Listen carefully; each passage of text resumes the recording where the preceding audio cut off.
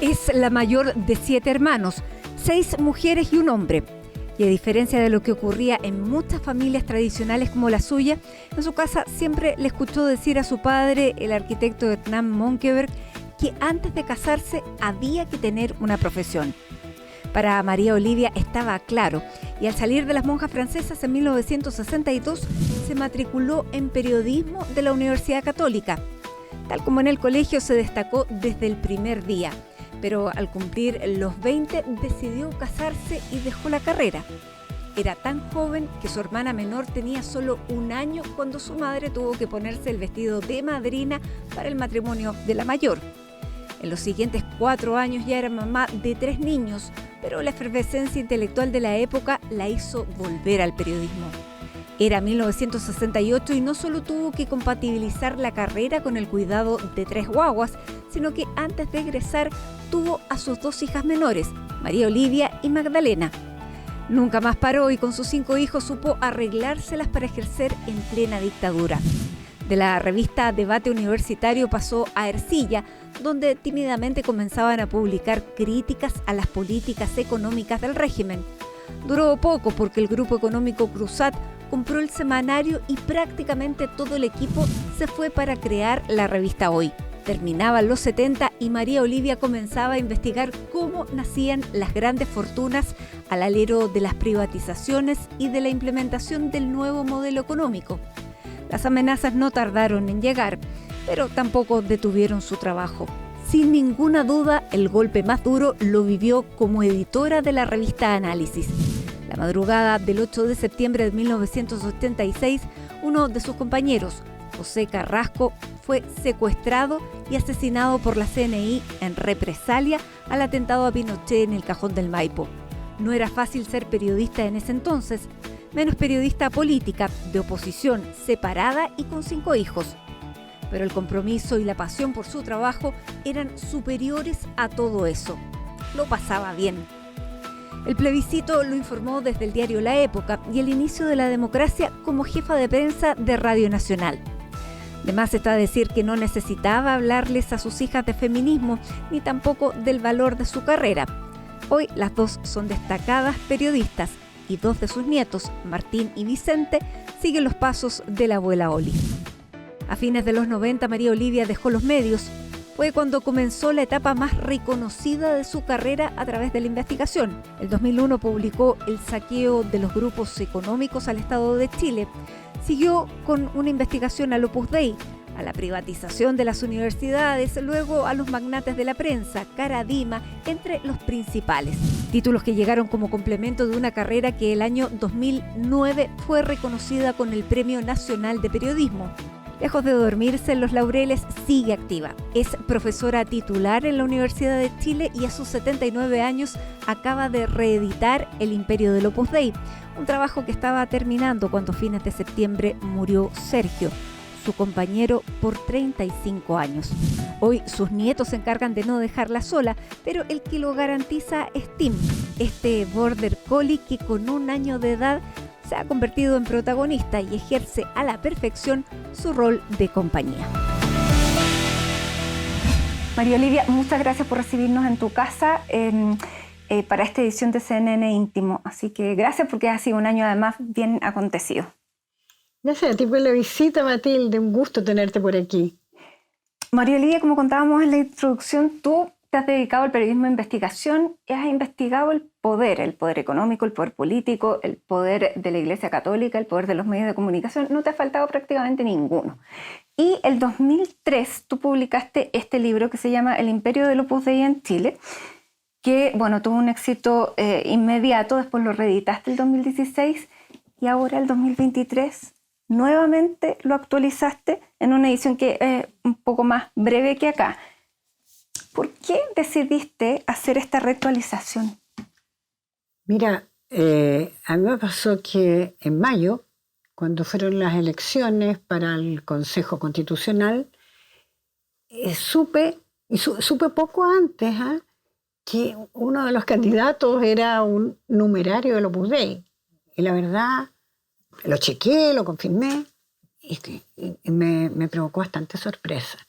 Y después ese numerario del Opus Dei, que es Luis Alejandro Silvira Razal, resulta elegido con la primera mayoría en la región metropolitana y con la primera mayoría nacional. Uh-huh. Y sabemos que es integrante, es dirigente del Partido Republicano.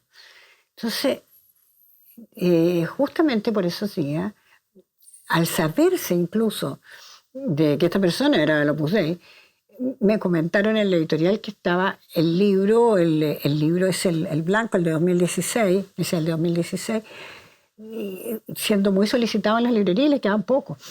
Entonces surgió la idea de actualizarlo y hacer una edición más chica. Ahora, ¿por qué algo que es la religión, el numerario, que pertenece a la vida privada, tú consideraste que era de interés público? Es que yo creo que esto de la vida privada de la religión, la verdad es que más bien no lo creo a esta altura. Yo creo que la gente que es tan religiosa, de cualquier religión, proyecta eso también en lo político. O sea, y pienso que no es algo que se le haya tomado el peso en Chile como debería tomársele desde el punto de vista de los análisis, desde el punto de vista de quienes siguen la pista de los procesos que están pasando. Ahora, él es numerario. Expliquemos un poco qué es numerario, porque ahí lo clave es que hay un voto o una promesa de obediencia. Exactamente. Los numerarios son las personas del Opus Dei que tienen el compromiso mayor, digamos, al igual que los sacerdotes, propiamente que son sacerdotes numerarios también. Los numerarios pueden ser personas, o sea, les obligan a ser personas que tengan una profesión civil, la llaman ellos, pero que además viven en las casas del Opus Dei, viven en esas casas 10, 11, 12 personas, y luego tienen los votos, que ahora las llaman promesas, antes se llamaban votos de obediencia, que es súper importante, porque tiene obediencia al director espiritual y obediencia al director de la casa. Y además el voto de castidad y el de la promesa también de pobreza. Que en este caso, en el de los numerarios, significa que todo lo que ganan en la vida civil se lo tienen que entregar a la obra, como le dicen ellos. En el caso de los supernumerarios, pueden ser personas casadas, la mayoría son casados, existen algunos supernumerarios o supernumerarias solteras, pero la mayoría son casados, tienen obligaciones. También les dan un contenido a la obligación de obediencia, de castidad y de pobreza, pero en otros sentidos, ¿no? Uh-huh. Y sí viven todos, muy, muy religiosas, en el sentido de orar. El numerario tiene que detener sus actividades, todos detienen sus actividades en el Opus Dei a las 12 del día, porque es la hora del Ángelus. ¿Siguen usando silicio, por ejemplo? Siguen usando silicio. Siguen usando el silicio y siguen usando el latigarse 1 o 2 veces por semana, los látigos. Y el silicio, que es esta cuestión de metálica, como una cinta metálica que se lo colocan en la pierna. Entiendo que es 2 horas al día o una cosa así. Y lo curioso es ¿con qué finalidad? Es que eso es lo curioso, o sea, la defensa del uso del silicio, que no es solo lo puse, yo he sabido, lo supe por mi hija, la María Olivia Brown, que con la Nicole Contreras hicieron un libro sobre los abusos de conciencia, que hay otros grupos y otras congregaciones que también hasta ahora han estado usando silicio. La finalidad se le atribuye a que José María Escrivá de Balaguer, el fundador del Opus Dei, San José María, destacaba la importancia del sacrificio. Entonces, lo defiende en el sentido de que si Jesucristo murió en la cruz, ¿cómo ellos no van a ser capaces de tener un sacrificio que lo consideran menor? En el libro mío, en el libro Opus Dei, en una entrevista que le hice a José Miguel Ibáñez, hace ya 20 años, lo defiende, y todas las personas que ahí fueron entrevistadas lo defienden, y por lo que uno sabe hasta el día de hoy lo siguen usando. En esas cosas no cambian. Ahora, María Olivia, hay una paradoja también. Tú vienes de una familia bien tradicional donde hay muchos Opus Dei, incluso digamos, en la alta jerarquía del Opus Dei de Chile. ¿Qué te significaba la vida familiar y personal?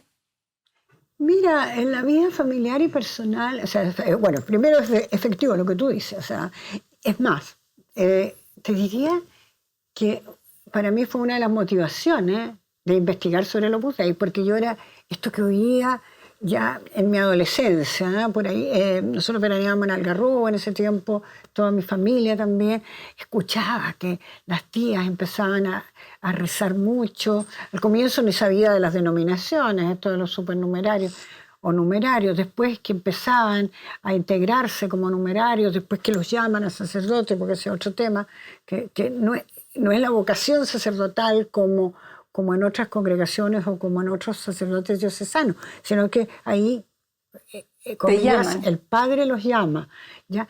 Bueno, pero si tú me preguntas significado para mí, puede que me hayan criticado algunos, puede que supe de alguno de los sacerdotes que decía que mi libro no había que leerlo, pero, y que cuestiones menores, un poquito absurdas, como cuando te llegaba un parte de matrimonio y yo ya era pareja con Sergio, me llegaba a mí con nombre de soltera, punto, o sea, María Olivia Monker, punto. Cosas de ese tipo, cuestiones que tú sabes. Pero nunca que rompiste con la familia. No, al revés, te digo, mis tías, la tía Gabriela y la tía Beatriz, la Pigua, que me dieron entrevistas, conversamos largo sobre el Opus Dei en el libro original. Claro. Y no, siempre ha sido cariñosa la relación. Y hay otros, curiosamente las mujeres eran las integrantes del Opus Dei como supernumerarias, no así los hombres. Fueron numerarios y son sacerdotes. No, los hombres hermanos de mi padre, porque tú, claro. Fernando Monker, nunca ha sido Opus Dei. No.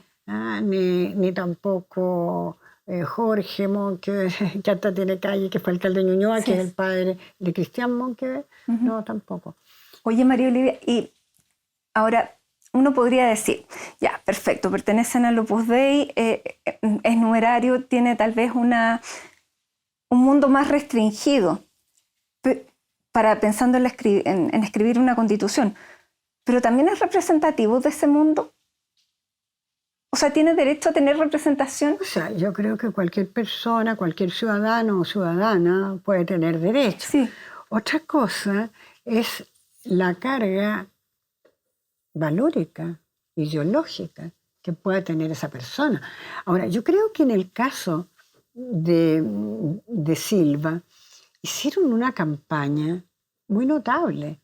Ahí los republicanos tuvieron probablemente empresas que ayudaron a mostrar a esta persona como el profe Silva. Este profe Silva, simpático, buena pinta, lo encuentran, pero... ¿Dirías que publicidad engañosa? Algo de eso podría haber, ¿no es cierto? Podría haber algo de eso, porque no sé, porque yo lo he analizado esto y lo he conversado con otra gente. Decir Luis Silva en Chile un nombre común. Es un nombre muy común y que le puede sonar bien hacia diferentes sectores sociales. Hay Luis Silva en todos los sectores sociales. Hay Luis Silva por todos lados. Bueno, pero por otro lado, el hecho de ser profesor en Chile también es una cosa que es bien vista. Es bien vista. Entonces, el profe Silva, perfecto. Es un marketing muy adecuado. Muy bueno, le fue muy bien. Ahora tenemos ya el texto, que ya se lo entregaron al presidente, ya está listo y es el texto que se está distribuyendo para que la gente lo conozca. ¿Tú finalmente ves en el texto sellos del Opus Dei? Sí, del Opus Dei, de otros movimientos probablemente religiosos, también del mundo de iglesias evangélicas, que están muy contentos, hemos escuchado sus voces.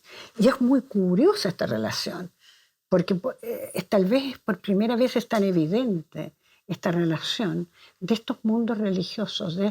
Y por eso es que esa relación que te decía antes, religión-política, yo la veo muy estrecha en este momento. Ahora, ¿cómo se ve en la Constitución? Porque a ver, hay cosas que son bien evidentes, que es el tema de la definición del defensa de la vida, de quién está por nacer ya. Sí, pero hay más cosas dentro de la Constitución. Sí, yo creo que sí.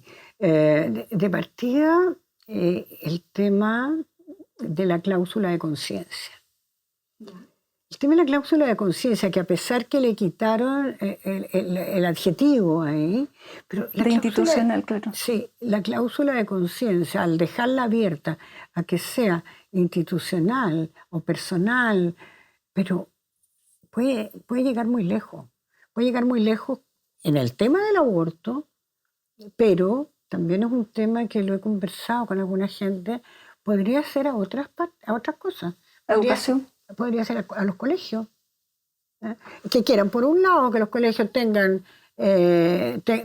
subvención, y por otro lado, estrictez en temas familiares. Bueno, además queda el 50% del currículum a discreción de los establecimientos. Eso es una brutalidad también, porque entonces la educación pública, que es algo absolutamente necesario, se va a seguir deteriorándose con esa constitución que además, o sea, está constitucionalizando, como han dicho muchos especialistas.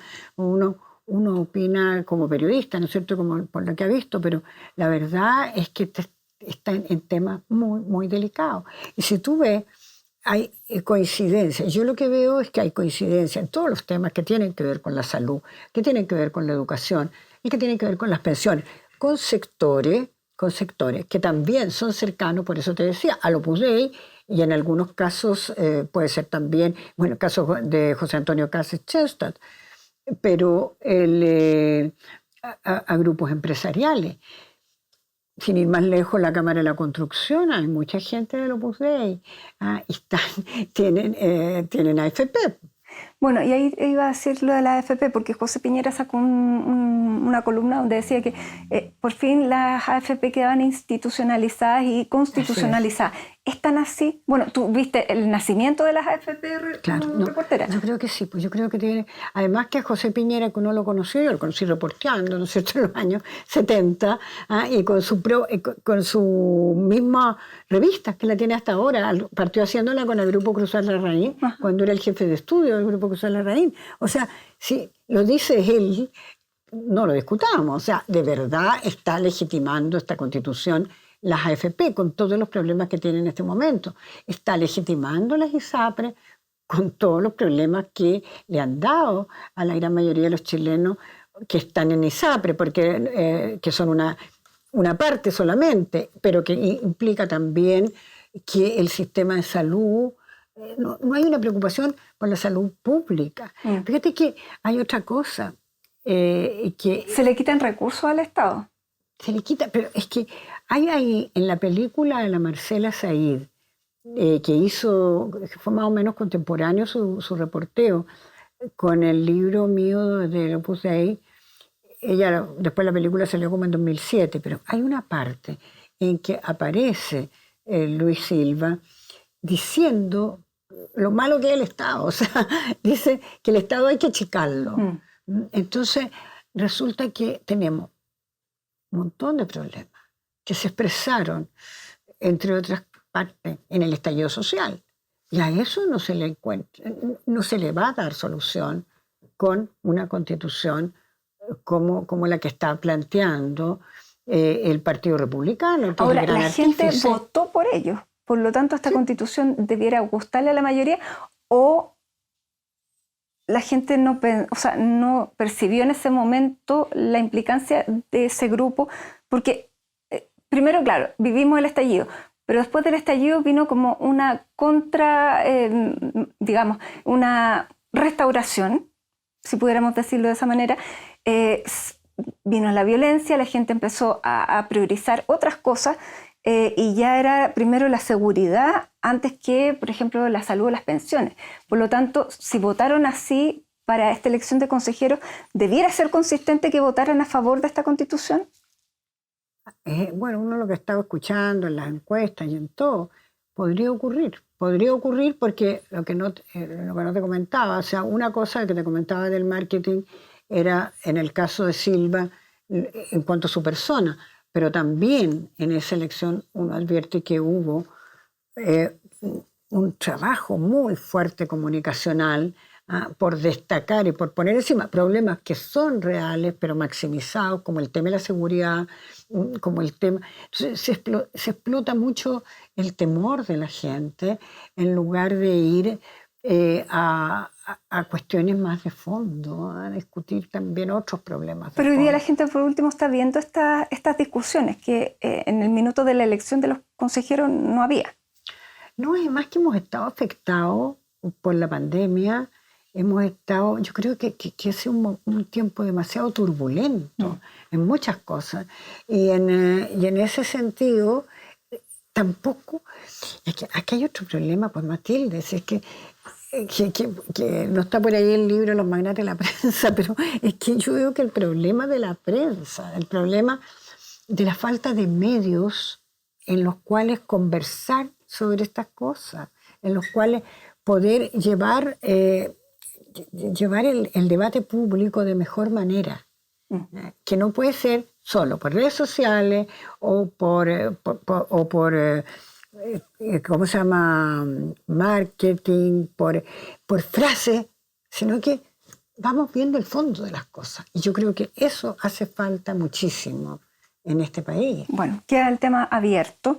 No sabemos lo que va a pasar el próximo 17 de diciembre, pero queremos hablar de otras cosas contigo, conocer cómo surgió esta periodista de investigación, porque has vivido la historia de Chile desde hace muchísimo tiempo y conoces, como decíamos, el nacimiento de todo el sistema económico y gran parte de lo que fue la política a propósito de los 50 años, pero incluso mucho con más anterioridad. Así que vamos a hacer, María Olivia, una pausa aquí en CNN Íntimo y seguimos conversando.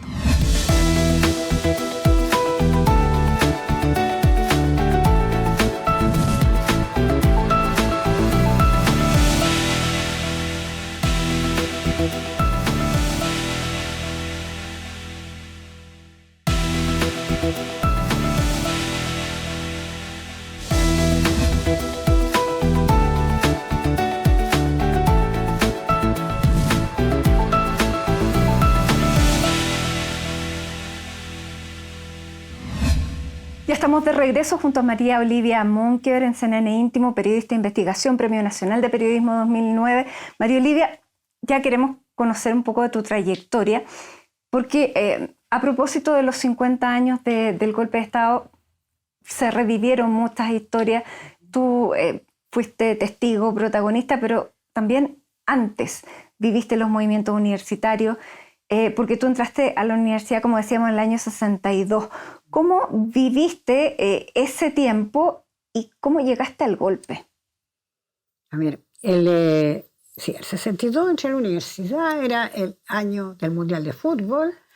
Yo era muy fanática del fútbol. Futbolera ya. Futbolera. Futbolera, fui a todos los partidos mundiales. Bueno, y simultáneamente entraba a periodismo.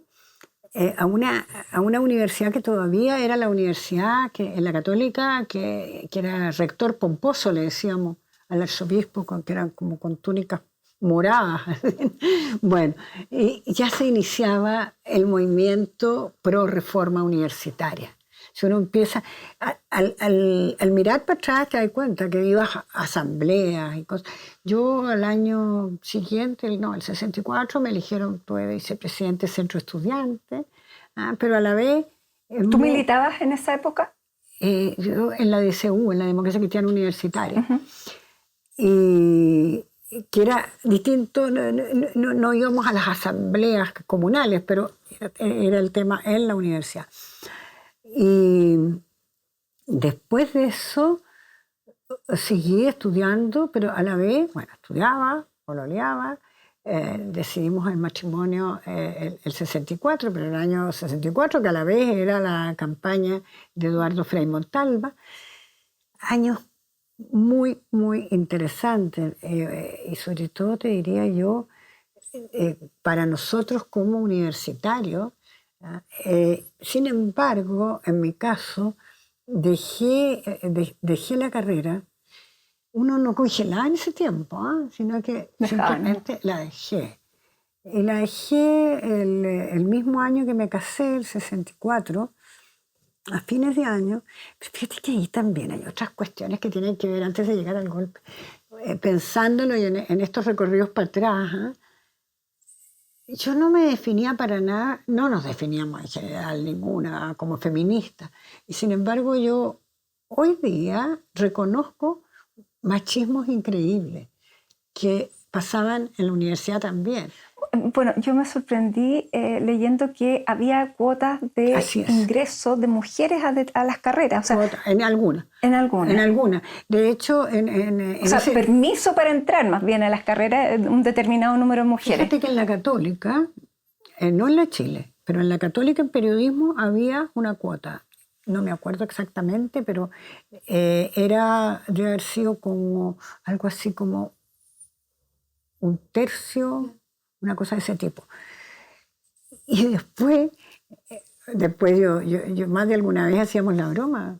Oye, a lo mejor por eso salían después tantas mujeres destacadas en el periodismo, porque venían con una previa selección. Venía después la entrevista, teníamos que hacer entrevista antes de que nos aceptaran. Y cartas de recomendación también en esos tiempos. Increíble. Bueno, y en este machismo ya tú dejas la universidad. Me acuerdo de un compañero de clase sentado, no te lo voy a nombrar, ¿para qué? Que le dijo a Guillermo Blanco, no le corrige el trabajo a la María Olivia Montt, que si nunca va a ser periodista. Entonces, son cosas, y que a la vez tú querías hacerlo bien y querías hacer el trabajo lo mejor posible. Tú dices, no es que ese fuera el detonante para decir chao, no, había otro asunto, había muerto mi suegro el día que llegamos, 15 días después que llegamos a la luna de miel, cosas de ese tipo, que hicieron que yo me centrara más en mi matrimonio y también en la familia, en la suegra, acompañarla. Bueno, después nació tu primer hijo y después tuviste mellizos. Claro, mi primer hijo, Luis Hernán Brown, nació en julio del 65 y poquito después quedé esperando a los mellizos. Son Eugenio y Felipe, que nacieron al año siguiente. Ya, qué terrible, 3 guaguas tan rápido. Claro, pero fue muy impresionante porque en esos tiempos no había todos los adelantos técnicos y a mí nunca me dijeron que iban a ser mellizos. Algo me había dicho la matrona, no le había dicho su tío Gustavo, que me atendía, que podrían ser mellizos. Y después, no, ¿cómo se te ocurre? Pero era para no ponerme nerviosa. Dice. Bueno, el cuento es que... En el parto te sorprendiste. Sí, y a los mellizos los pude conocer prácticamente al mes, porque estuvieron en incubadora, un mes como estilado. Así que después yo sabía decir que son partos incluso que pueden ser bastante difíciles los mellizos. Bueno, y te quedaste rápidamente con 3 niños. Y así tú decidiste volver a la universidad. Y entre medio, hice un curso de 1 año de Cruz Roja. Hice también paralelamente de paisajismo, porque quería aprender a ponerle inyecciones a los niños y hacer curación. Inyecciones a los niños no les puse nunca. Puse, sí, en los Nechea, iba al policlínico y ahí ponía inyecciones. A los adultos no me importaba, pero a los niños no me atrevía. En cambio, curaciones sí, siempre. No bueno, y volviste a la universidad en 68, que era un año. Universidad, porque entre medio seguían pasando las cosas. En tiempos en que estaba tan efervescente ese movimiento en el que uno había participado también. Era como esta doble cuestión de la atracción por ser parte y por colaborar en los cambios, y por otro lado del periodismo mismo, que yo me daba cuenta que me atraía muchísimo. Y me acuerdo que me convencieron. Un día vi una amiga de mi hermana, a María Elena Hurtado, periodista, conversando. Me dice: María Elena, pero tú tienes que volver. Otras personas como la Coneja Serrano, la María Teresa Serrano, no puedes quedarte sin volver, tendrías que volver. Yo en la universidad era bien aplicada y todo, por lo mismo, me gustaba hacer las cosas bien, y era complicado hacer todo una. Sin embargo, fui a hablar y el 68 volví. 68, que el 67 había sido la toma de la universidad, y con eso uno vibraba desde lejos. Pero ya el 68 volví a la universidad, hubo también ese año una toma en periodismo, pero ahí ya no me metí tanto en lo que era el movimiento universitario mismo, sino que dije: no, aquí conversaré, pero igual me vuelvo a la casa y tengo que... Soy mamá de estos 3 niños. Claro, entonces, y en los dos, a la tuviste a las dos, a las dos niñitas más chicas, después. pero estudiando. Claro, la María Olivia nació en enero del 70, cuando yo estaba terminando periodismo, y la Magdalena nació fines del 71, o sea, ya había empezado a hacer la práctica y todo. Pero entre medio, después de la María Olivia, estuve un poco delicada porque tuve ese parto. Me acordaba conversándolo con una de mis nietas, con la Camila Gigli, hija de la María Olivia, que está terminando medicina. Y le tocó un examen de ginecología y me dijo: fíjate que me tocó que me preguntaron por los problemas de presión alta en el embarazo y en los partos. Chuta, le dije yo: eso fue lo que tuve cuando tuve a tu mamá. Digo, me comentaba esto hace unos días, porque fue una eclampsia, preeclampsia. Claro. Y me sube la presión muchísimo. Y después, bueno, después de ahí quedé hipertensa para siempre. Oye, entonces ahí me tuve que cuidar un tiempo y parar un poco de tanta actividad. Ya, ¿y el 73 en qué estabas? Y el 71, como te digo, nació la Magdalena, y el 73 estaba trabajando en la revista Debate Universitario, que era de la Universidad Católica, del Consejo de Universidad Católica, que lo encabezaba Fernando Castillo Velasco como rector. Y ahí fue una revista que no era de puertas adentro de la universidad, era un semanario que logramos que se vendiera en los kioscos. Lo dirigía Oscar González, después tuvo Juan Pablo Cárdenas también.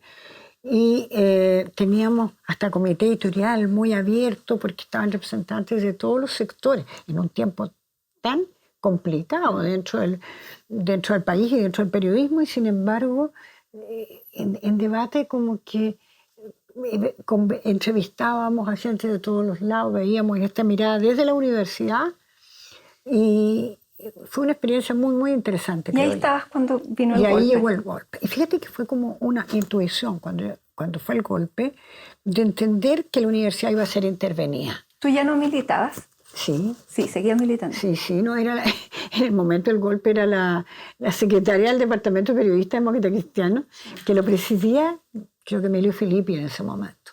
Bueno, y de hecho, fui como unos días después del golpe, que me ocurrió llamar a Emilio Filippi. Él me había ofrecido irme a la revista Ercilla antes, y yo no, porque no había querido, porque me gustaba trabajar en la Católica, con la rectoría de Castillo, que era en todo el proceso de la reforma. Y además, fíjate que esto es una cosa que después hasta se me olvidó por un tiempo. Había empezado a hacer un magíster en el Instituto de Ciencia Política, un magíster en ciencia política. Pero en el golpe, María Olivia, tú no debieras haber tenido problemas, porque la Democracia Cristiana estaba a favor del golpe. Yo ¿O tú no, no estaba eras a del favor grupo de del los golpe, 13? encontraba que era muy, muy complicado lo que podría ocurrir con un golpe. Había posiciones distintas, de hecho hubo los 13 de la democracia cristiana, en que estaban Nacho Balbontín, Belisario Velasco, Renan Fuente Alba, el propio Porque Ramiro Tomic, que estaban en una posición claramente contra el golpe. Y en mi caso, yo me sentí muy interpretada con esa declaración de los 13 después, pero lo que sí vi es que no podía, que en la Católica, no sé, sentí que iba a ser intervenido. Y pese a que la revista Ercilla estaba con censura previa, le dije a Filippi si estaba de acuerdo en que si se lleva la oferta pendiente, y me dijo que por supuesto, que inmediato, y ahí empecé a trabajar en Ercilla el mismo septiembre del 73. Y te cuento, la primera actividad que me tocó en turno fue ir al Estadio Nacional, cuando estaba convertido en campo de prisionero. A ti te detuvieron porque encontraron en una libreta de la Carmen Castillo tu nombre. La Carmen Castillo era súper amiga tuya. ¿Cómo fue esa experiencia? ¿Y qué año fue? El 74. El 10 de octubre, 11 de octubre del 74. Después del baleo en la calle Santa Fe, donde finalmente mataron a Miguel Enrique y quedó herida la Carmen Castillo, gran amiga de toda la vida, compañera de colegio, muy, muy amiga mía. No nos estábamos viendo en ese minuto porque la Carmen estaba clandestina, pero en su libreta claro, como estaba tú dices, después reconstruyendo la historia se supo que debe haber sido por lo de la libreta. Fue bien terrible. A ver, esa semana había ocurrido que habían tomado también a alguien que era cuñado mío en ese entonces, que era Enrique Brown, el arquitecto, que trabajaba en la oficina de arquitectura de Fernando Castillo. Entonces también lo habían tomado a él y a su mujer. El cuento es que yo había entonces sabido que estaba, no se podía ubicar, y había acompañado a la señora Manuelita, mi suegra, a ver, a averiguar, y no se sabía nada de ellos. Luego ellos tuvieron una semana, alcanzaron a estar. En el caso mío, esa misma tarde, del día 11 de octubre, sí, el 11 de octubre porque era la víspera del feriado en ese momento, que era el 12 era feriado. Y llegan a la casa, me dicen, señora, la persona que trabajaba conmigo, la empleada, me dice, señora, la policía. ¿Cómo? Unos policías. Y eran unos 7 tipos que se identifican como inteligencia militar, me dijeron. Y entraron nomás, todos. Yo me acuerdo que la María Olivia, una de mis hijas, estaba enferma, estaba con no me acuerdo si era con sarampión o con una enfermedad delicada. Y haber sido como a las 8 de la noche. Allanaron todo, se metieron, jardín, iluminaban las linternas, y me dice que me tienen que llevar. ¿Cómo? Me llevar a hacer unas declaraciones. No me dieron mayor explicación. Yo les dije que, bueno, por supuesto que me habían pedido que me identificara antes. Era absurdo, yo me vestía como que iba a un tribunal, no sé. Y salgo para afuera, le digo a la empleada que avisen, y alcancé a decirle eso y que fueran a avisarle a un vecino. Pues te explico que el vecino fue, creo que, bastante clave. El hecho es que me llevaron a una parte, alcancé a salir y había una camioneta, una de esas camionetas Chevrolet, que eran los que tenía la DINA entonces. Yo no sabía que era la DINA, pero estaba recién fundada. Y otro auto de atrás, que era un Fiat, creo. Era como una comitiva. ¿Y dónde te llevaron? Bueno, me vendaron, Me vendaron, me amarraron las manos ya en el auto y después me llevaron, yo no cachaba, ¿verdad?, a dónde, pero dieron muchas vueltas y después supe que había sido a la casa de José Domingo Cañas, que era la casa que tenía la DINA en José Domingo Cañas con República de Israel en Ñuñoa. Una de las casas desde donde desaparecieron muchas personas. Y ahí, mira, yo me acuerdo que... ¿Tuviste miedo? No, era, pero una cosa muy rara, porque era como que yo sentía, por un lado, mucho miedo, pero por otro lado, ya, lo voy a tomar como que, casi te diría como que estoy reporteando, como que, a ver, ¿qué es esto? Porque nosotros sabíamos de gente que estaba desaparecida, sabíamos de gente que había muerto, de que había tortura, nos contaban, pero no lo podíamos publicar en la revista censurada, ¿ya? Pero tú sabías de alguien, te contaban algo. Bueno, y eso tú lo viste. Y entonces fue el ver, el tomarle el peso, pero así como una cosa absolutamente, no solo esto es creíble, esto, de un mundo, de un submundo, la sensación de un submundo, en que te instalaron en una parte seguía vendada. Y cuando le importaba nada que tú dijeras que eras periodista. Yo vivía en la calle Luis Carrera, en Vitacura. Entonces se decían entre ellos, estas revolucionarias de Vitacura son las peores. Entonces, era una cuestión muy, muy... ¿Cuánto tiempo estuviste ahí? No, un día, una noche y un día. Pero te digo, es como... Es lo que significa también la tortura psicológica, el sentido del no saber qué va a pasar, el sentido del incierto. Y además, que dentro de lo poco que te podían decir, te decían que todos hablaban de que te iban a torturar, todos de que te iban a poner en la parrilla. Al baño, querías ir al baño y iba ahí con un tipo con una metralleta atrás, y que cuando se abre la puerta, pero me dejaron estar con otra niña, que yo no sé si era para meterme miedo o era una víctima realmente, lo que tenía la cara como que le hubieran pasado una plancha. Entonces, ese tipo de cosas obvio que no se te pueden olvidar y que en los interrogatorios, me hicieron todo interrogatorio, me trataban de hacer reconocer gente, no reconocía a nadie, algunos los conocía. Y lo otro que cuando llegué, trataban de sacar nombres de otras personas, ya partiendo por el propio Lucho, que era hermano de Enrique, te fijas tú, y yo estaba ya prácticamente separada, pero igual, pero ¿cuál es la dirección entonces de él? ¿Qué sé yo? Todas esas cosas. Y cuando te liberaron, menos mal.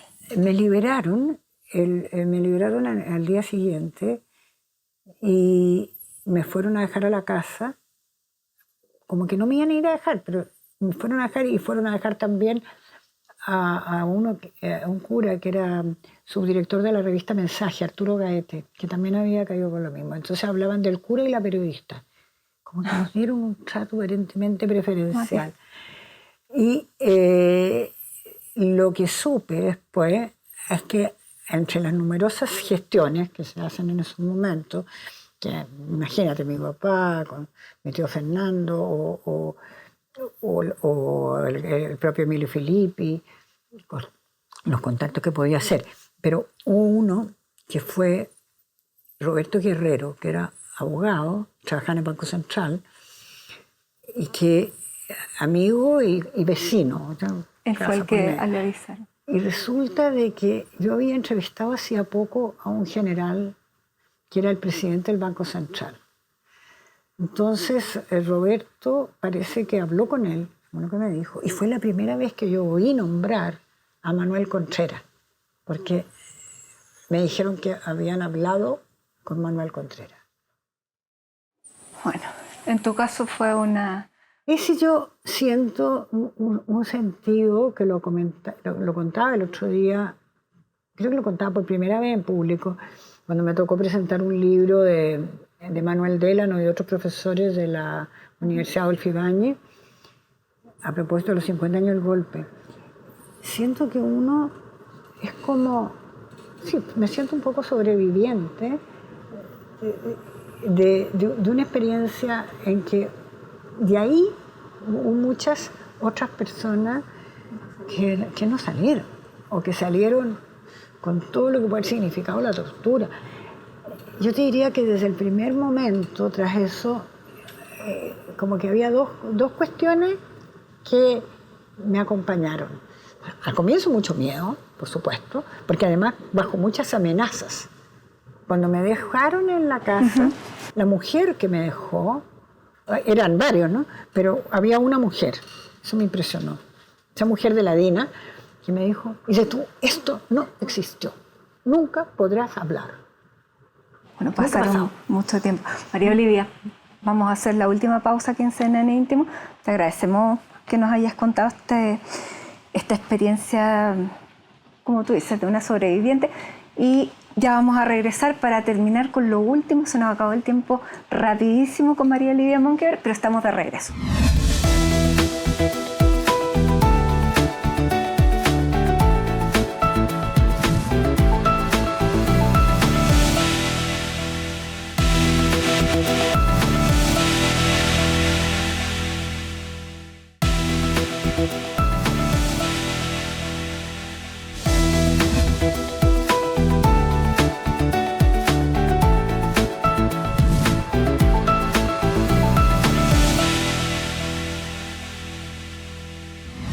Estamos de regreso junto a María Olivia Monkeberg. Nos quedan súper pocos minutos, María Olivia, pero me gustaría que conversáramos sobre algo que atraviesa todos tus libros que has investigado, como decíamos, y escrutado: el poder político, el poder económico, el poder religioso, el poder en los medios de comunicación, y que es que las personas que aparecen citadas son siempre las mismas o tienen vinculaciones familiares con el resto de...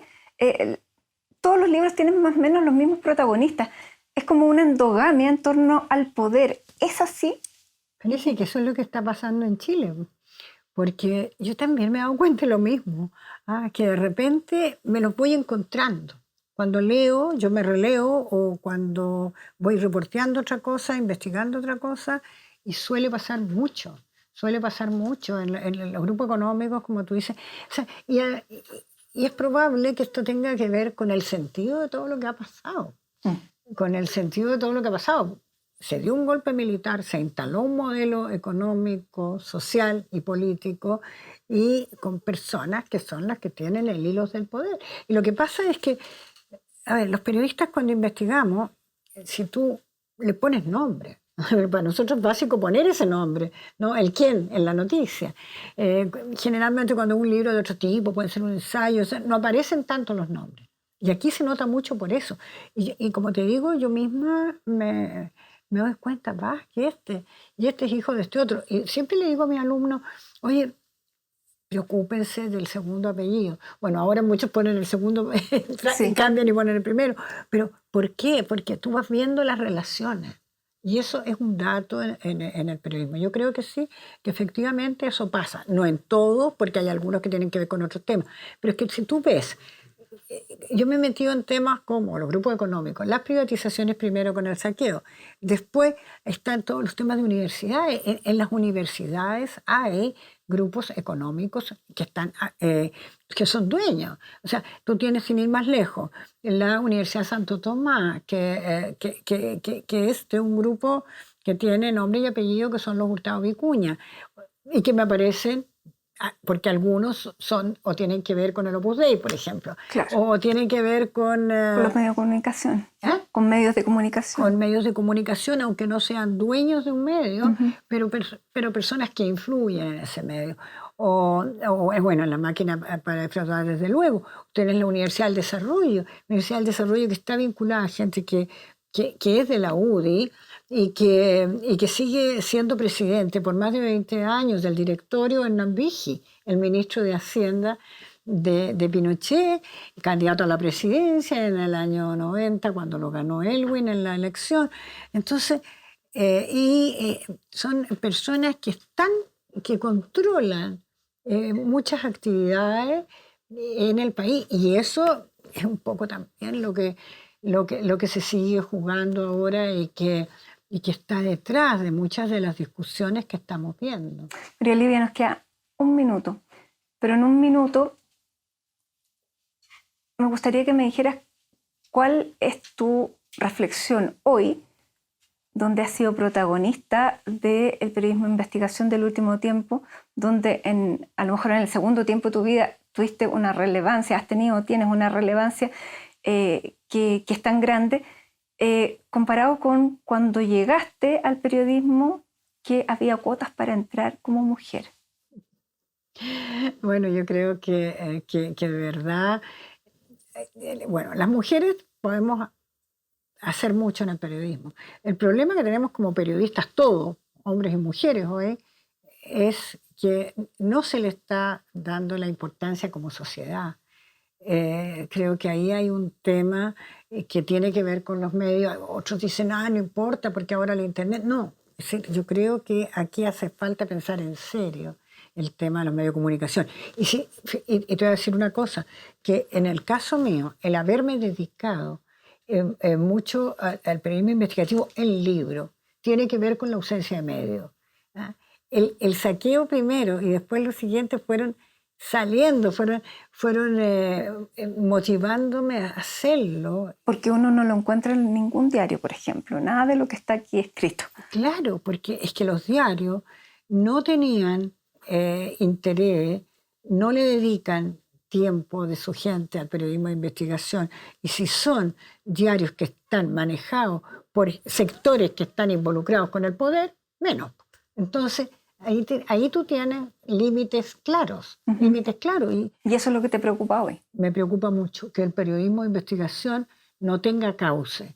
No haya, que el periodismo en general, pero que el periodismo de investigación en particular, que creo que tiene que desempeñar un rol en la sociedad, un rol que es para fortalecer la democracia, en momentos en que vemos tantas cuestiones, tantos problemas en nuestro país, como lo hablábamos de nada. El problema de la democracia. El problema de la democracia, al fin. Entonces, de repente, es muy complejo ver lo que estamos viviendo. Haber reconquistado la democracia y estar ahora, después de todos estos procesos, en este proceso constitucional tan extraño, tan alargado. A mí no me gustó decir eso del cansancio constitucional, porque creo que también es un pretexto para que la gente no converse. Así que... Bueno, y nosotras vamos a tener que seguir conversando porque los temas se extienden y tú acabas de publicar un libro, pero sigues haciendo clases, así que seguramente vas a seguir muy pendiente de todo lo que siga viniendo para que sigamos conversando de medios, de periodismo, de redes, de la inteligencia artificial, que son nuevos desafíos que se abren. María Olivia, muchas gracias. Bueno, gracias a ti. Creo que ha sido una conversación interesante, Matilde, como todas las tuyas, y realmente las sigo. Porque honrada. Creo que es importante hacer esas entrevistas más en profundidad también. Muchas gracias. Y gracias a ustedes por acompañarnos en esta edición de CNN Íntimo. Como siempre, los dejamos invitados para 7 días más. Hasta entonces.